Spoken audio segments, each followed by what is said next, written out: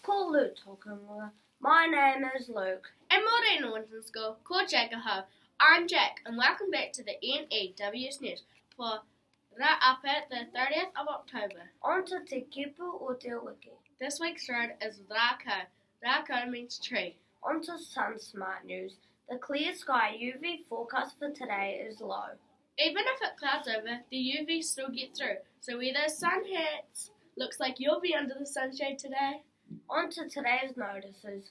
The nature area is out of bounds, as it is too muddy to be in. Please stay away from this area. Kapa Haka practice is in the hall at lunchtime today. Please come after you've eaten your lunch.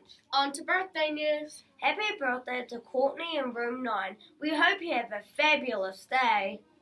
Don't forget to swing by the office and collect your birthday card from Haere.